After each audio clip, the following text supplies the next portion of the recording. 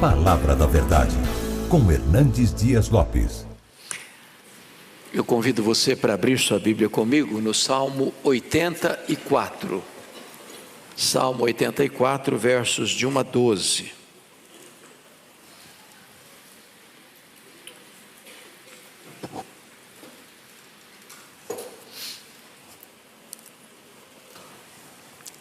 Lido o texto, por favor, mantenha sua Bíblia aberta comigo nesta passagem. Como está sendo projetado, talvez nós pudéssemos ler a uma só voz. Então vamos juntos?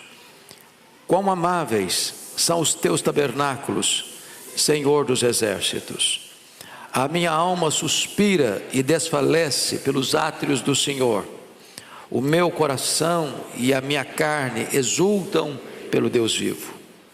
O pardal encontrou casa, e a andorinha, ninho para si, onde acolha os seus filhotes. Eu, os teus altares, Senhor dos exércitos, Rei meu e Deus meu. Bem-aventurados os que habitam em tua casa, louvam-te perpetuamente. Bem-aventurado o homem cuja força está em ti, em cujo coração se encontram os caminhos aplanados, o qual, passando pelo vale árido, faz dele um manancial, de bênçãos o cobre a primeira chuva. Vão indo de força em força, cada um deles aparece diante de Deus em Sião. Senhor Deus dos exércitos, escuta-me a oração, presta ouvidos, ó Deus de Jacó. Olha, ó Deus, escudo nosso, e contempla o rosto do teu ungido. Pois um dia nos teus átrios vale mais que 1000. Prefiro estar à porta da casa do meu Deus a permanecer nas tendas da perversidade. Porque o Senhor Deus é sol e escudo, o Senhor dá graça e glória. Nenhum bem sonega aos que andam retamente. Ó Senhor dos exércitos, feliz o homem que em ti confia. Peço a sua gentileza de prestar atenção em 3 versículos. Verso 4, bem-aventurados os que habitam em tua casa, louvam-te perpetuamente. Verso 5, bem-aventurado o homem cuja força está em ti, cujo coração se encontra os caminhos aplanados. Verso 12, ó Senhor dos exércitos, feliz o homem que em ti confia. A tônica do Salmo é felicidade. Então nosso tema é a felicidade dos verdadeiros adoradores. Bom, alguns estudiosos da Bíblia atribuíram este salmo, como Lutero, Calvino, Spurgeon, a Davi, achando que esse salmo foi escrito quando Davi fugiu de Jerusalém em virtude da conspiração do seu filho Absalão, e que ele então, ao fugir, demonstra o seu apego à casa de Deus. Não o templo, porque ainda não tinha sido construído, mas o tabernáculo onde o povo se reunia. Porém, você vai encontrar na sua Bíblia que aqueles que classificaram estes poemas, colocando-os nesta ordem, atribuem este salmo aos filhos de Coré. Eu estou inclinado a pensar que esses aqui têm razão. Isso leva-nos a um ponto muito importante já na introdução. Quem foi Coré? Coré foi um cidadão que se rebelou contra Deus, se rebelou contra Moisés e foi severamente punido por Deus com a morte, por causa da sua rebelião. Entretanto, os seus filhos, os seus descendentes, voltaram a temer a Deus e a andar com Deus. Os erros da geração passada não precisam ser repetidos pela geração presente, nem pela geração futura. O Salmo 84 é um clássico exemplo desta graça maravilhosa. Pois bem, este salmo trata desta peregrinação à casa de Deus. E para mim, quem teve um esboço assim mais belo, mais claro, mais eloquente foi Derek Kidner, quando escreve assim. São 3 pontos. Primeiro, o distante saudoso, versos 1 a 4. Ele está longe da casa de Deus, com saudade da casa de Deus, entendendo o valor da casa de Deus. Só às vezes valoriza quando você tem vontade e está privado de fazer isso. Às vezes numa cama de hospital, às vezes num lugar longínquo que não tem nenhuma casa de Deus por perto, ou quando frequentar a casa de Deus não é mais algo permitido legalmente naquela conjuntura. Quantos irmãos nossos que se reúnem escondido nos porões, nas cavernas, lá no passado, nas catacumbas de Roma. Que saudade de reunir com o povo de Deus, mas não era possível. Segundo ponto que Kidner coloca, é uma viagem esperançosa, dos versos de número 5 a 8, ele está caminhando para a casa de Deus, com lutas, com tantas adversidades, mas cheio de esperança. E o terceiro ponto, dos versos 9 a 12, é a presença radiante de Deus quando Ele chega. Então, é o saudoso, é o que caminha, o peregrino, e é aquele que chega e contempla a beleza de Deus, a glória de Deus. Eu gostaria então de destacar esses pontos para a nossa meditação. Primeiro, a felicidade do adorador se expressa em seu intenso desejo de comunhão com Deus. Então note comigo esse versículo 1. Olha o que está escrito: quão amáveis são os teus tabernáculos, Senhor dos exércitos. Ele está destacando aqui primeiramente o seu amor à casa de Deus, a casa de Deus. Mas por que você ama a casa de Deus? É claro que você não está falando desse espaço físico apenas. Você não está falando apenas dessa geografia onde está fincado um templo. Você não está falando do mobiliário desta casa. Você não está nem mesmo falando do aparato que aqui tem, de música excelente, ou até da pregação, ou dos bancos almofadados. Quando ele diz, quão amáveis são os teus tabernáculos, Senhor, ele está com saudade, não é de um espaço geográfico, não é de um lugar, é de uma pessoa. Nós viemos aqui hoje, não foi por causa desse espaço aqui, é por causa da pessoa de Jesus, não é verdade? A nossa alma anseia pela presença dEle. É por isso que esse tabernáculo é um lugar tão amável, porque aqui você vem para encontrar-se com Ele, é por causa dEle. Ele é a razão do culto, Ele é o centro do culto, Ele é o centro da adoração, Ele é o centro dos louvores, Ele é o centro da mensagem, Ele é o centro da nossa vida. É por causa disso que esse lugar é tão amável. Nós não viemos aqui buscar uma bênção, nós viemos aqui buscar uma pessoa, o abençoador, o nosso glorioso Deus. Agora veja, por que os tabernáculos são tão amáveis? Porque aqui, meus irmãos, é um lugar de instrução, não é verdade? Eu quero aprender mais dele. É por isso que todo culto você vai ver alguém abrindo a Bíblia, explicando a Bíblia e aplicando a Bíblia. Porque a palavra de Deus vai ser ensinada. E essa palavra restaura a alma, ilumina os olhos, alegra o coração, dá sabedoria aos simples. Esta palavra, ela é muito mais preciosa do que dinheiro, do que riqueza, do que ouro. Ela é muito mais saborosa do que mel e o destilar dos favos. Quando você tem um encontro com Deus na casa de Deus, muitas coisas se resolvem, dúvidas são sanadas. Lembra do Asaf no Salmo 73? Estava a ponto de resvalar os pés, invejando o ímpio, até que entrou na casa de Deus e atinou com o fim deles e percebeu quanta coisa melhor ele tinha, Deus como a sua herança.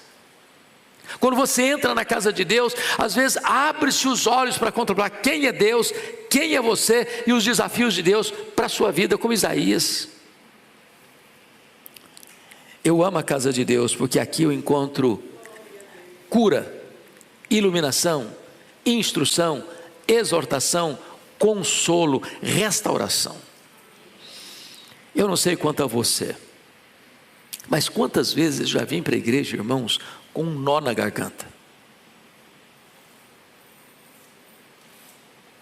Quantas vezes eu já vim ardendo em febre? Quantas vezes eu já vim quando o meu corpo não queria vir? E ao vir encontrei bálsamo, e ao vir encontrei refrigério, e ao vir encontrei cura, e ao vir encontrei direção e consolo. Quão amáveis são os teus tabernáculos, Senhor dos exércitos. Porque também este é um lugar de comunhão, comunhão com Deus, comunhão com os meus irmãos, e encontro comigo mesmo. Esse é o local que você diz lá no Salmo 133, ó quão amável, quão belo é que os irmãos vivem em união, ali ordena o Senhor a sua vida e a sua bênção para sempre. Isso é tão terapêutico, como orvalho, como óleo, como azeite. É por isso que esse chamado é tão glorioso. Quão amáveis são os seus tabernáculos, Senhor dos exércitos. Mas veja comigo o verso 2, por gentileza, quando ele vai dizer assim: a minha alma suspira e desfalece pelos átrios do Senhor, e o meu coração e a minha carne exultam pelo Deus vivo. Então, note vocês duas coisas aqui importantes. Primeiro, ele trata a minha alma suspira e desfalece pelos atos do Senhor. A palavra aqui, Senhor, é a palavra Jeová, a palavra Javé, é o Deus transcendente, é o Deus autoexistente. Mas agora ele diz assim: e o meu coração e a minha carne exultam pelo Deus vivo. No verso 1 ele chama esse Deus, diz Senhor dos exércitos, é o Deus transcendente. Mas ele vai dizer que ele também se desfalece, meu coração e a minha carne exultam pelo Deus vivo. E Deus vivo aqui traz a ideia da intimidade dele, porque no verso 3 ele vai dizer Senhor meu e Rei meu. Ele é transcendente, Senhor dos exércitos, mas ele é imanente. Ele é o Rei meu, ele é o Deus meu. Ele é o Deus que está lá na última galáxia do sistema solar. Ele é o Deus que está no último mundo estelar que Deus criou, há bilhões de anos-luz de nós. Mas ele é o Deus que está aqui, vendo você, pulsando o seu coração, ouvindo o seu silêncio, escutando o seu grito abafado de dor. Ele é o Deus dos exércitos, que governa os anjos.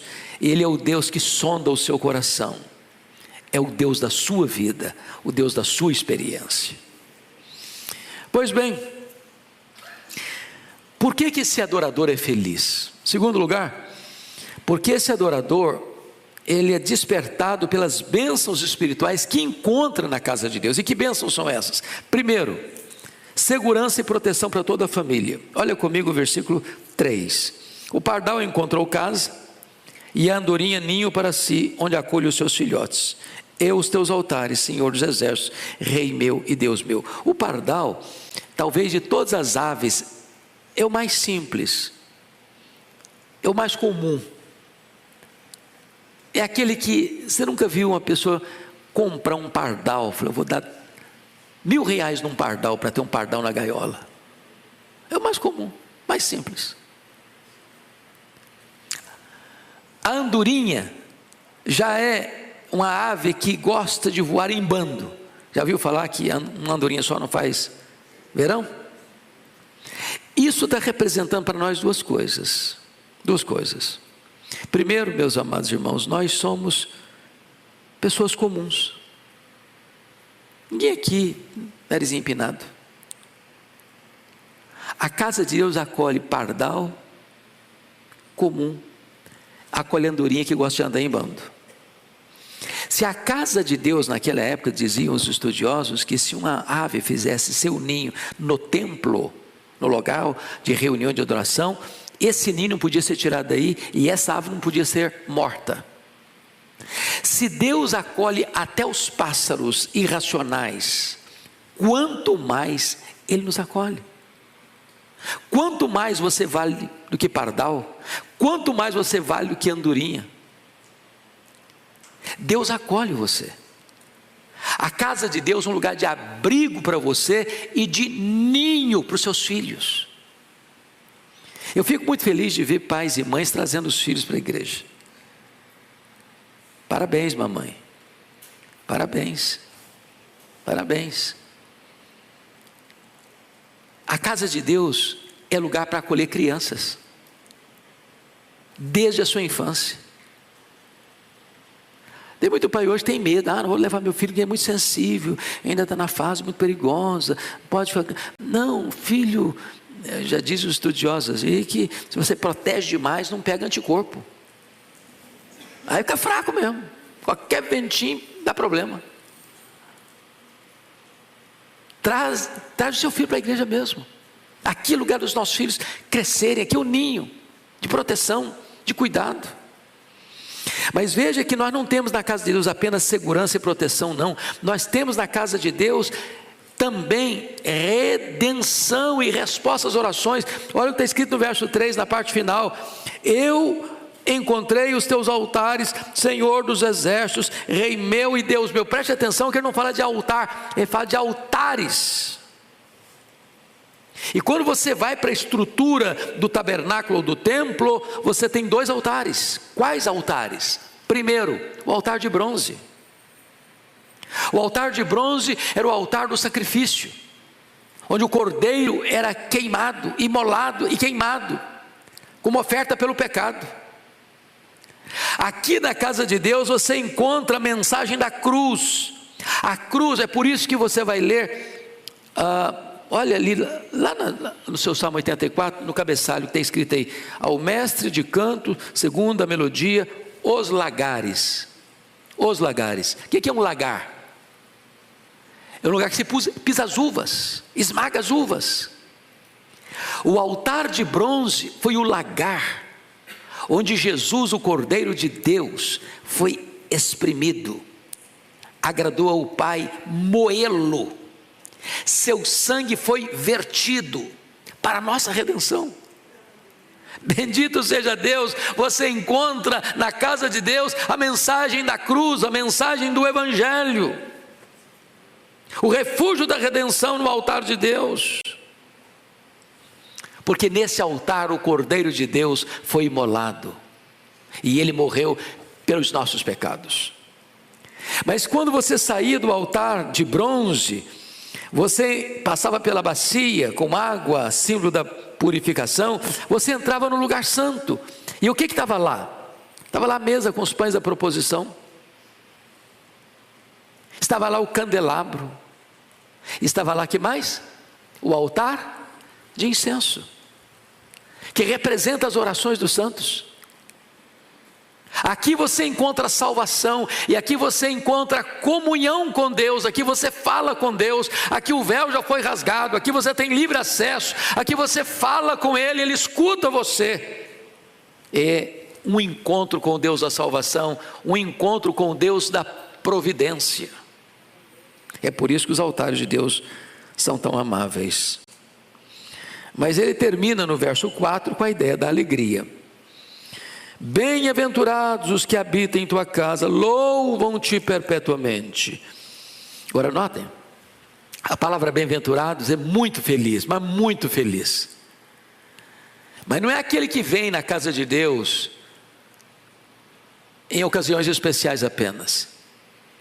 Tem gente que vem para a casa de Deus no dia do batismo, depois no culto de Natal, talvez na Páscoa, e desaparece.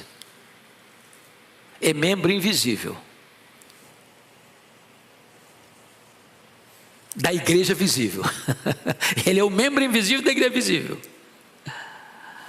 Não, quem é feliz são os que habitam Habitar significa que aqui é a sua casa.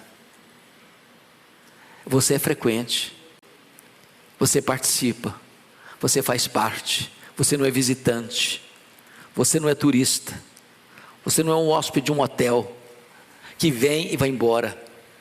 Os que habitam na casa do Senhor são felizes. Você vem enquanto está frio, você vem enquanto está calor, você vem enquanto está chovendo, você vem enquanto está tempestade, você vem quando pode, você vem até quando talvez nem pode, mas você vem, porque você ama o Senhor, você tem prazer em Deus, é o seu deleite, é prioridade, é felicidade, não é peso, é privilégio. Bom, dito o primeiro ponto então, o saudoso que olha para a casa de Deus e tem prazer. Vamos olhar agora o segundo ponto da mensagem, que é a felicidade do adorador, que se expressa nessa caminhada alegre para a casa de Deus, apesar das adversidades. Versos 5 a 7. Olha como é que ele começa aqui.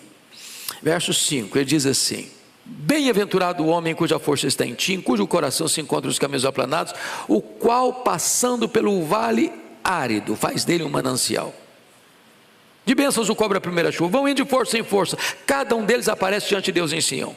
Chama a sua atenção que nessa jornada à casa de Deus, ao encontro com Deus e com os irmãos, ele passa por circunstâncias difíceis. Então não é verdade que o adorador ele tem vida fácil, que ele está blindado, que ele está numa bolha, que ele tem imunidade especial. Chama a sua atenção para essa expressão vale árido. A palavra árido no hebraico é a palavra baca, e a palavra baca no hebraico é a palavra choro. Choro. Lá em Israel, vocês sabem que boa parte, ou a maior parte do território de Israel é deserto. E não é aquele deserto de areia fininha, como trigo. São montes altaneiros, vales profundos, pedregulho, pedra, esbraseante. Nesses vales, às vezes, tinha os álamos, também batizados de balsameira chorona. Aquele álamo, aquela balsameira, escorre pelas suas folhas como que lágrimas, gotas de água, como que lágrimas. E o salmista, que conhecia muito bem essa região, lança mão desse fato para retratar para nós o vale árido, o vale de choro, o vale de dor. E quantos de nós, meus irmãos, não estão passando também, enquanto caminhamos para a casa de Deus, sempre, diariamente, constantemente, pelo vale de Baca, pelo vale de choro? Quem sabe você hoje está passando por isso? Eu desci hoje no aeroporto de Guarulhos, vindo de Porto ontem, em Lisboa, e quando eu estou vindo para casa, recebo um telefonema, que uma ovelha muito querida, lá em Vitória, foi minha ovelha há muitos anos, desde criança, faleceu essa madrugada, por uma depressão severíssima, atingindo inclusive a sua saúde no que tange a alimentação, não conseguia comer mais, comida de sal, começou a se alimentar só de fruta, depois nem isso conseguia, só de suco, e essa madrugada ela sucumbiu. E eu imagino a dor da família. Quantas pessoas passando esse vale hoje? Agora vamos encontrar como é que você passa por esse vale de Baca. Como é que você passa por esse vale de prova? Como é que você lida com a dor? Como é que você lida com o choro? Como é que você lida com o luto? Como você lida com a perseguição, ou a ingratidão, ou o abandono, ou a frieza, ou a indiferença? Como é que você lida com situações adversas na vida? Então vamos lá, como atravessamos esse vale árido? Primeiro, nós atravessamos esse vale árido quando a nossa força está em Deus e não em nossos recursos. Olha o versículo 5 comigo: Bem-aventurado o homem cuja força está em ti. Tem alguém forte aqui? Sim, em si mesmo, eu sou forte, eu sou um baluarte, eu sou um mourão. Você sabe o que é mourão? Isso é linguagem de fazenda. Você vai fazer uma cerca, de tempo em tempo você bota um mourão, uma tora grossona, entre as toras grossas você bota uma estaca. O que sustenta a cerca não é a estaca, é o mourão. Tem algum mourão aqui?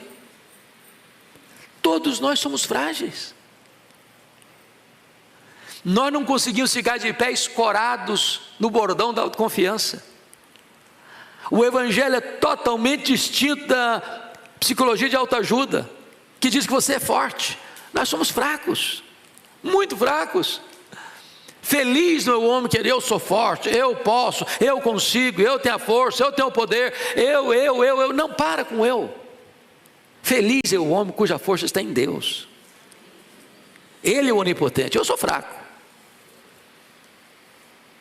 E se a sua força é o Senhor, você então é muito feliz.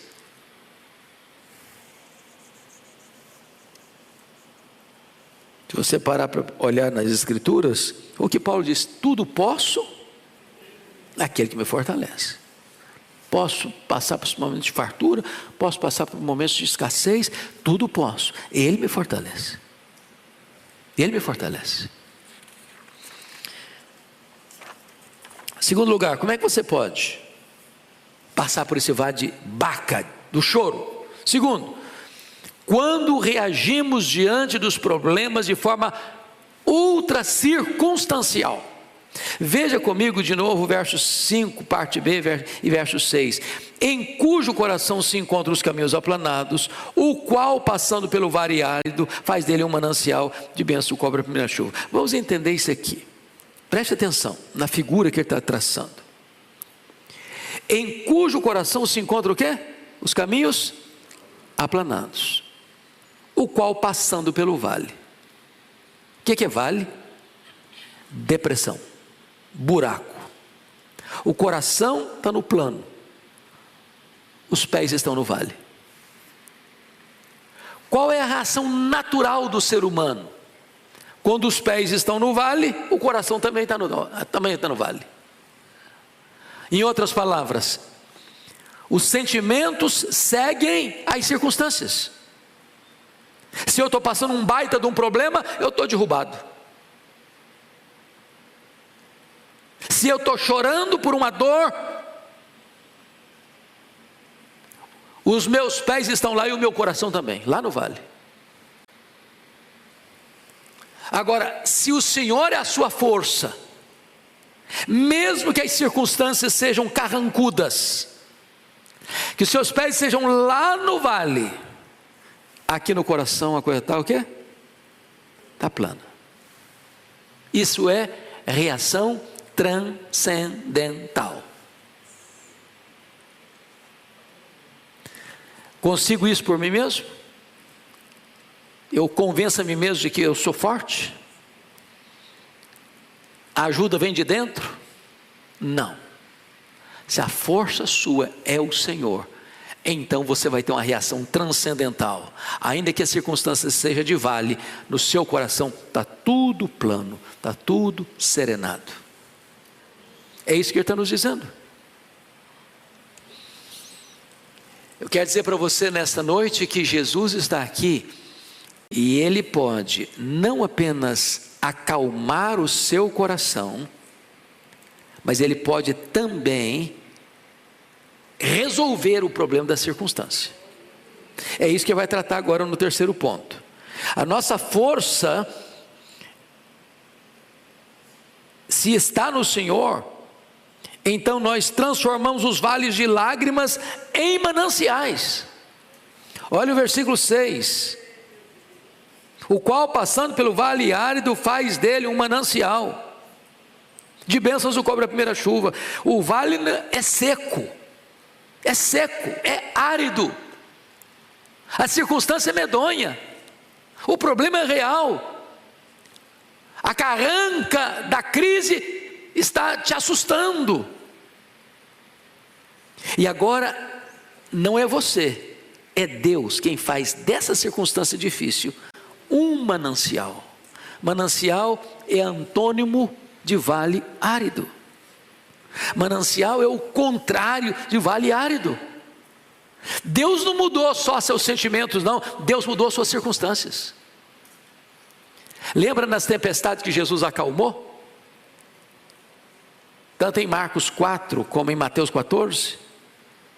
Em Mateus 14, Jesus acalmou primeiro os discípulos, para depois acalmar a tempestade. Em Marcos 4, Jesus primeiro acalma a tempestade, para depois acalmar os discípulos. Jesus tanto acalma o sentimento, como resolve a circunstância. E Ele está aqui nesta noite, para mudar a nossa história, para curar as nossas emoções machucadas e feridas. Mas, amados, como é que nós podemos passar por esse vale árido? Em último lugar, aliás, em penúltimo lugar, quando somos reabastecidos diariamente pelo Senhor. Olha o verso 7, parte A. Vão indo de força em força. Eu gosto demais disso. Sabe por que eu gosto disso? Se dependesse de mim, eu iria fazer a seguinte oração para Deus: Deus, o Senhor podia fazer o seguinte, o Senhor podia me dar uma força assim, para o resto da minha vida. Se fosse lá no deserto, pedisse, oh Deus, deixa eu recolher maná para o ano. Eu construo lá na minha casa um quartinho só para botar maná.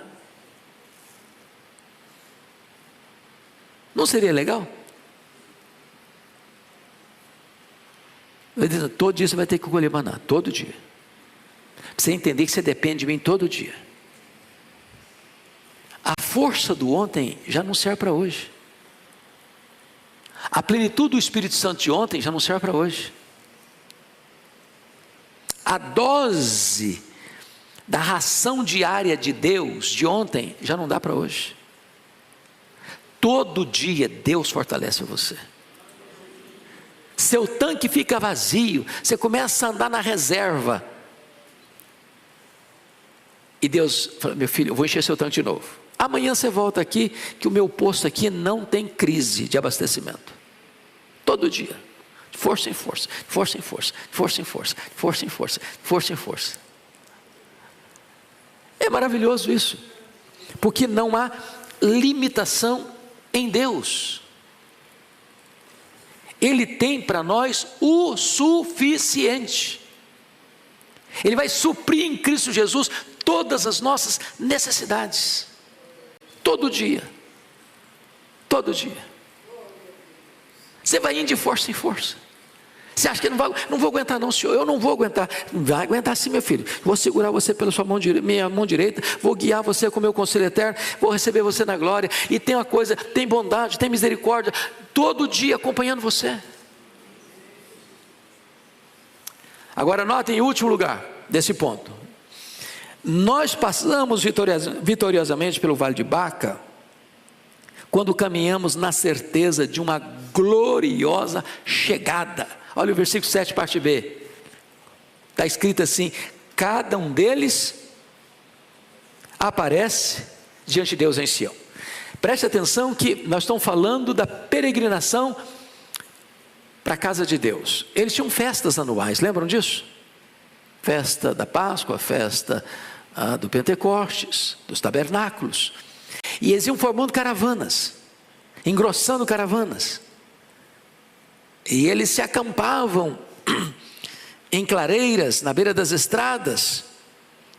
E eles iam todos cantando, do Salmo 120 ao Salmo 134, iam cantando, enquanto caminhavam. São salmos de degrau, salmos de peregrinação. E ele está dizendo o seguinte, que o alvo deles era onde? Sião, Jerusalém, porque lá estava a casa de Deus, lá estava o lugar do encontro com Deus. Ninguém vai ficar para trás, ninguém vai desistir, ninguém vai retroceder, cada um vai comparecer diante de Deus em Sião. Agora, Sião para nós representa mais do que uma casa, do que um local, representa o céu, o tabernáculo eterno. a Nova Jerusalém, a cidade santa, a casa do Pai, o paraíso, o seio de Abraão, onde nós estaremos para sempre com o Senhor. Eu quero dizer para você que Deus não vai deixar nenhum dos seus filhos para trás. Aquele que começou boa obra em nós, há de completá-la até o dia de Cristo Jesus. Louvado seja Deus. A chegada está garantida, não porque eu sou forte, mas é que nós vamos indo de força em força, na força do Onipotente, até chegar em Sião. Bom, vamos ao último ponto da mensagem então, dos versos 8 a 12. Agora é a felicidade do adorador expressada no claro entendimento de quem é o seu Deus. Agora chegamos. Quem é esse Deus que nós vamos adorar? É isso que ele vai tratar conosco. Quão grande é esse Deus?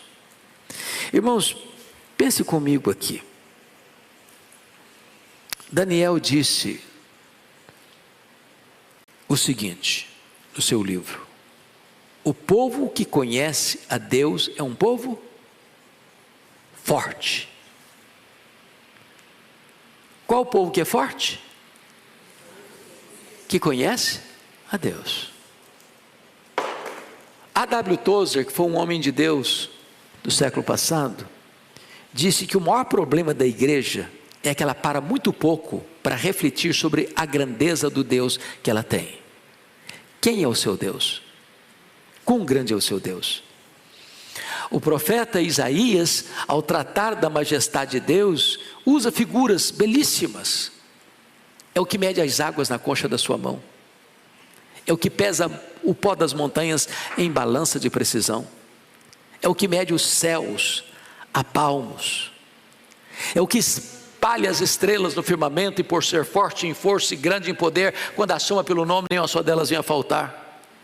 É aquele que olha para as grandes nações da terra e considera todas elas como um pingo que cai de um balde, como um pó numa balança de precisão, como um vácuo, como nada, como menos do que nada.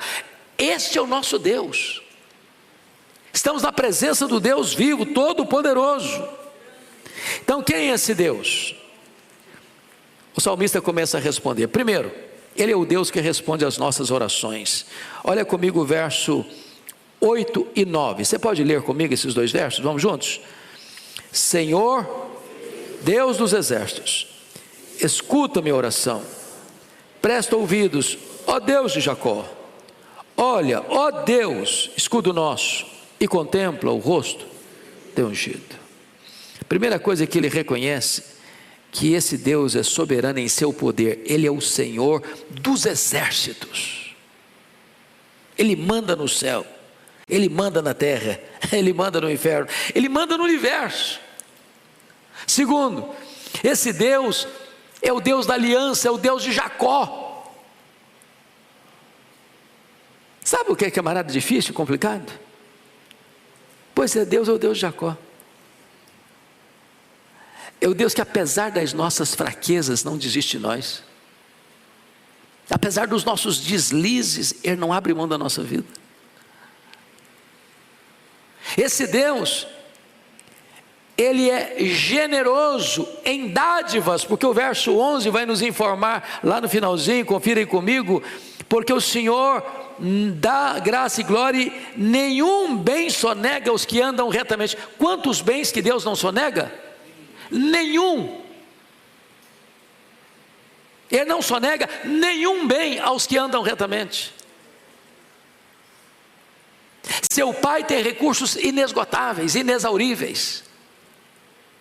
É só pedir. Pedi, dar-se-vos-á, buscai e achareis, batei e abrir-se-vos-á, porque todo o que pede recebe, todo o que busca encontra, todo o que bate, abrir-se-lhe a peça. Nada tens, porque nada pedis. Peça. Os celeiros dos céus estão abertos. Segundo, não apenas Ele é o Deus que responde às nossas orações. Segundo lugar, Ele é o Deus mais desejado que os maiores prazeres deste mundo. Ô irmãos, o dia que nós entendermos isso, a nossa vida cristã tem uma revolução. Confira o verso 10 comigo, em voz alta vamos todos ler o verso 10. Pois um dia nos teus átrios vale mais que 1000, prefiro estar à porta da casa do meu Deus, a permanecer nas tendas da perversidade. Ele compara dois lugares aqui: as tendas da perversidade com os átrios da casa de Deus. Aqueles que estão aqui nesse auditório e que estão nos acompanhando, que tiveram a conversão mais tardia, que não foram criados num berço cristão desde a infância, e que viveram anos, talvez longos, nas tendas da perversidade, achando que lá é que a vida pulsava. Aí foram convertidos já na fase adulta e hoje estão na casa de Deus. Pergunte para essas pessoas: onde encontra a verdadeira felicidade? É na casa de Deus. O cara vai para um show, vai para um baile, vai para uma danceteria, vai para um happy hour da vida. Ele volta amassado, amarrotado, pulou a noite inteira, bebeu a noite inteira, mas não tem paz, não tem alegria, não tem prazer. Aquela alegria evapora, aquele prazer vai embora, chega a culpa, chega a dor, chega a tristeza. Mas na casa de Deus tem plenitude e alegria, na presença de Deus tem delícias perpetuamente. Ele está comparando essas coisas, ele está entendendo essas coisas. Ele diz: eu prefiro ser porteiro da igreja, porque eu vivia lá nas tendas da perversidade. Se eu pudesse botar isso em termos de números, um dia vale mais do que 1000 lá nas tendas da perversidade. Um dia na casa de Deus é melhor que 1000 dias lá na tenda da perversidade. Ele deseja Deus e a casa de Deus mais que os maiores prazeres da vida. Mas me permita entrar para o penúltimo ponto. Esse Deus que ele encontra é digno de ser adorado por quem ele é e por aquilo que ele faz. Então a primeira verdade está no versículo 11. Olha o que ele escreve aí: porque o Senhor Deus é sol e escudo. Duas figuras, duas metáforas: sol e escudo. Ou seja, como o sol, Deus é a fonte de todo bem. Você sabe que nós dependemos do sol para ter vida, dependemos do sol para ter fotossíntese nas plantas, dependemos do sol para termos vitamina D no nosso corpo, dependemos do sol para ter luz. Então um é a fonte da vida, o escudo é o elemento protetor. Deus dá vida e Deus protege. Deus é sol para os dias felizes, Deus é escudo para os dias de perigo. Ele é sol acima de você, Ele é escudo ao redor de você. Como o sol, Ele é luz para lhe mostrar o caminho. Como escudo, Ele protege você dos perigos na jornada. Como sol, Deus revela quem eu sou. Mas como escudo, Deus mostra para mim quem Ele é. O sol desnuda o meu ser, o escudo protege o meu ser. O sol revela a minha insignificância, o escudo a suficiência divina. O sol mostra os meus pecados, o escudo esconde os meus pecados. Porque Deus é sol, ninguém pode esconder-se dele. Porque Deus é escudo, podemos esconder-nos nele. Ele é sol, Ele é escudo. Mas veja mais, para terminar, é o último ponto. Deus é digno de ser adorado por aquilo que Ele faz. Olha comigo o verso de número 11. O Senhor dá o quê? Graça e glória. Graça no presente, glória no futuro. Vida plena na terra, vida infinitamente abundante no céu. Não há graça sem glória, porque glória é a graça consumada, graça é a glória iniciada. Aqui você tem graça suficiente para viver uma vida plena.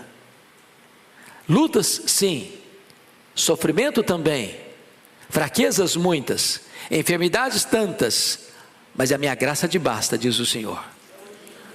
A minha graça te basta. Mas quando você encerrar a sua jornada aqui, você entrará na glória. E lá na glória você vai contemplar o Senhor face a face.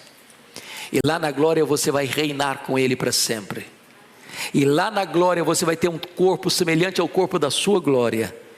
E lá na glória não haverá mais nem choro, nem pranto e nem dor. Porque as primeiras coisas já terão passado. Como é que esse salmo termina? Termina com o verso 12. Declarando uma felicidade plena e maiúscula. Vamos ler comigo o último verso? Ó Senhor dos exércitos, feliz o homem que em ti confia. Se você confia no Senhor, você é muito feliz. Muito feliz. Que Deus nos abençoe.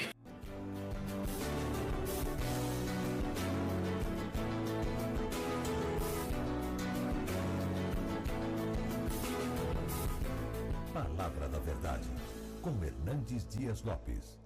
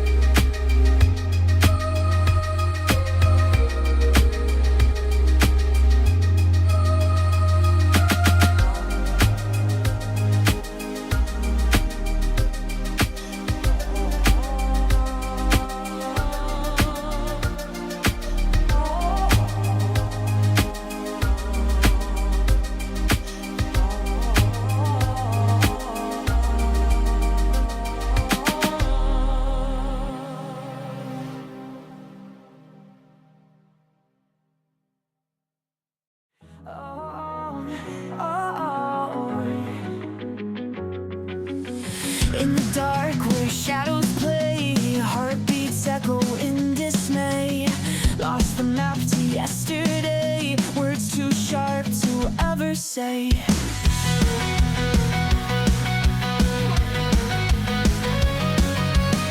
Ripped jeans and broken dreams, skate parks and silent